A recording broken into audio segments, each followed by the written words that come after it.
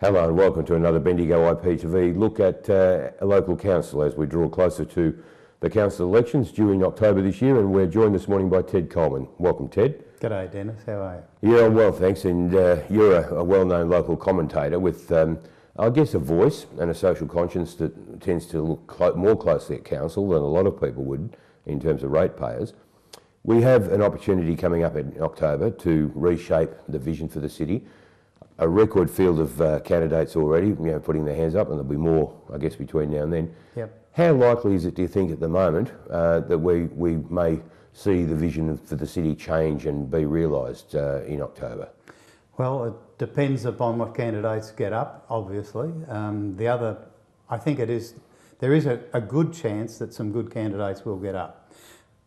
Those good candidates at this point in time, I don't think have been as progressive in pointing out their strengths, and so the field is pretty neutral in most people's minds. But I think there's a pretty good chance of getting some good people up, and those good people then have to be courageous enough to stick by what they say for the 4 years, unless other events take place that change their mind. Let's look at a couple of issues there. You say good people, some good people to get up. Yeah. In your view, what sort of a good person, describe a good person as a council candidate and a prospective councillor? First criteria would be they'd have to be honest. Second would be they'd have to have that skill to be able to bring to bear an analysis of council officer reports and collect wider data from the public. Without that skill, they'll be just fence setters, riders, noddies who'll just agree with whatever's put up. That is a very, very important skill. And the third ability a good person would have would be that capacity to get down to the ordinary person, to understand that the ordinary person has as much interest in what's happening in the city as special interest groups. The power of special interest groups has been far too great, in my opinion, in the last 8 years, 12 years. So individual councillors of good quality would see that difference, certainly take into account special interest groups, but I think far too often the ordinary Joe has been overlooked. You make a point there, Ted, suggesting that a good councillor is one that is able to bring ideas in but to take others on the journey with them once in office. There are two big hurdles to that, as I would see it, based on conversations we've had, but certainly we've had with Keith Sutherland and others for a long period of time, and even with some former councillors.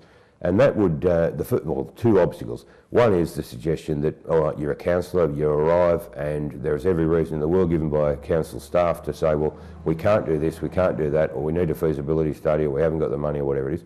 That would be number one, I guess. Is that still the situation, or how do you change that? How do you change it? Well, like you and I've talked before about the councillors technically should be equivalent to a board, a company board, that tells the executive, the managing director and the rest of them what to do. Yes. Yeah. Well, the council, sitting as the council, has the power over the council plan, it has the power over the council budget, and it can direct the CEO through both those documents to facilitate through his staff what's in the plan and how to fund it. If the council doesn't have clear targets and clear means of measuring how we're achieving things, it can't call the officers to account. So that'd be number one. Number two, the officers' reports that come through to the council, again, the council has control over that. It can accept or reject them, or send them back for revision, or send them out to an outside consultancy firm for comment. It can do that if it wants to. I think so that what is perceived or actual officer control can actually be circumvented with good councils in place that can do those things.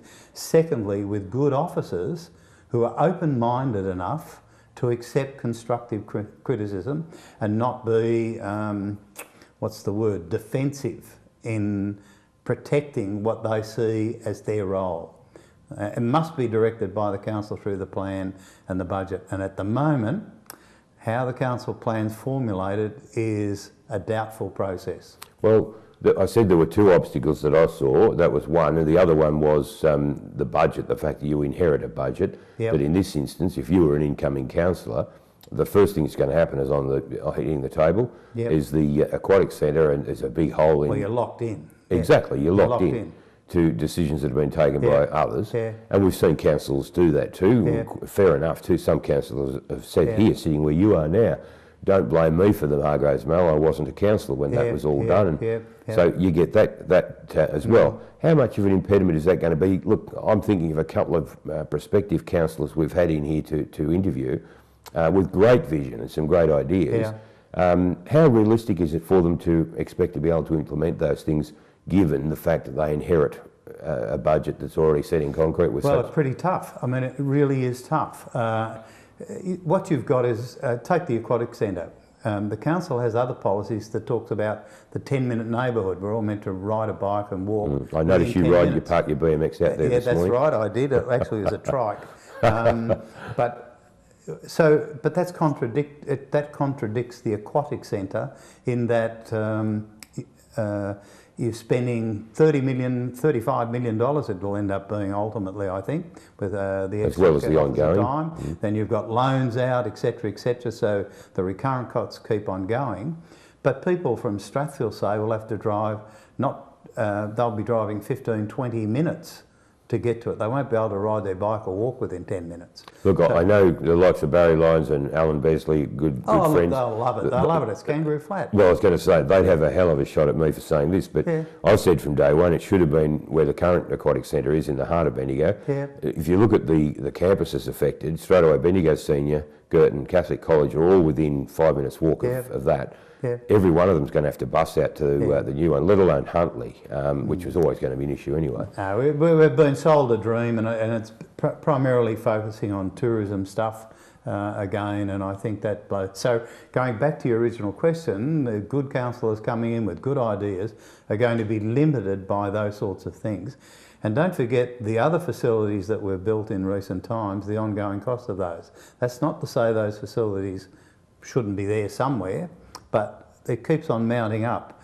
And so it'll take some really good people to get into the hard, mine the deep data and start saying, well, we're going to have to reprioritise things. There is, in my personal opinion, within the council structure at the moment, an enormous amount of excess that either can be redeployed in what? In staffing, in areas that would not be a high priority. If you go, for example, to last year's community satisfaction survey, you'll find that the community rates certain unit operations way down the bottom, whereas the council officers rate them way up the top. So they perform well in those areas, but the community's saying, but they're low priority. So all I'm saying there is that if there's some rethinking about that, we can shift dollars around, shift staff around, reprioritise. So good council, new councillors with good ideas, there is resources there. It's a matter of the new council reshaping the plan and redirecting the CEO to deliver that plan with this budget.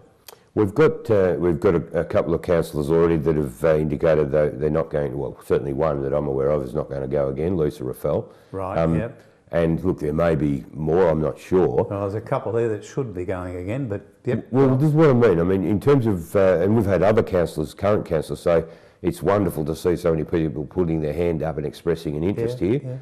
We encourage that because we want new blood, but you can't have new blood if the old blood doesn't move over. Is there enough scope there at the moment, do you think? Like, is there too much dead wood, I guess, in terms of the current makeup of council? Well, I'll be blunt as the back of an axe. I think, for example... That's an interesting saying. Well, I think Rod, for example, Rod Fife, the Mayor, has contributed significantly. It's okay for me to say these things. I mean, it's my opinion. Rod has contributed over many years to the council and to the city. He recently said in the one of the local papers that there should be greater diversity and a new breath of air into the place. Well, I think he should set the example, bow out gracefully now while he's at the top. He's been there 3 times. I think he's personally, I think he's exhausted any ideas he might have ever had. He's an example. There would be several others who, if you look at their track record at council meetings, and very few people go to council meetings, but if you look at their track record, have they initiated anything? Have they, other than stand up and say, well, I agree with the officers, I think those people should be identified and just back away, should not stand again. Keith Sutherland and I had an interesting discussion about this, where the thought put forward was that it might be a good idea to encourage a blend of council so that you have a mix of experience and fresh ideas. That's fair. And it was on that basis that we then thought, well, all right, I guess there's scope for that now within the current framework of elections, council elections. But the other way to do it would be to have split elections so that half the council comes up for renewal over a period of, set number of years. Is there enough scope there at the moment for this refreshing? Because you really do rely on someone with a high profile that's been there for a long time. They've always got the upper hand in terms and of... they dominate. They've got control of the media through the council. They can project themselves, even though they might not be associated with that project. Look, I think if you go back and see how some of these councillors have operated, you'd have to say that there's got to be on balance I would go with what you said. I'd split it and have half the council out and half the council in. Experience, it's up to the people ultimately. Exactly, and that wouldn't change under that system. But I think serving a 4-year term but split would give the councillors that are ongoing a bit of a kick in the butt if things aren't going well, and if they're going well, okay, let's stick with the crew that are up for election. And that's reflected in some ways in the Community Satisfaction Survey. The Community Satisfaction Survey tells us how the city's been progressing in the eyes of 400 randomly selected, statistically sound tests, that is. When the council scores well, we get a lot of publicity about it. When it doesn't score so well, it's buried. And at the moment, this year's 2016 Community Satisfaction Survey, they want buried. The officers are not preparing a report for the council, and yet under the independent review, the recommendation that was accepted by council was that the CEO report to the council on the outcomes of the Community Satisfaction Survey and make recommendations for the future action. And why is that not the case this year, you're saying? Well, the councillors aren't showing an interest, I'm told, and yet it's a requirement. They've already passed that as part of the independent review. So when it suits the council, it ignores its own directions. When it wants to hammer something and win, it'll pursue its own decisions to the nth degree, even if it bowls over people. So there's a contradiction there in behaviour that is inconsistent, and to my mind, I'd use a word that's pretty strong, but it's a little bit deceitful. They're trying, it's not doing what the council says it would do. And I think that's bad, and good new councillors I hope will pick that up. Looking ahead then to this council election, one of the things that's happened in this term is the creation of a citizens' jury. What are your thoughts on that, Ted, in terms of having a forum to generate feedback for councillors? Look, the citizen jury concept, we already have a citizens' jury. That's our councillors. They were elected to do the job that the jury's being asked to attend to, and that was how should we be spending our money in the future? I mean, for God's sake, if the councillors who stood for election 4 years ago can't, in that 4-year term, working with the community, having developed a 4-year strategic plan and 4 budgets, can't decide that says something. Given the fact that the council has appointed this jury, then I think we've got to make it work. I think the people that are on it are well-meaning and I hope with good intent will come out with a good outcome. That would be a better way of saying. But that's subject to what information is fed into them. And I've read the council's report to the jury. It's interesting what's omitted.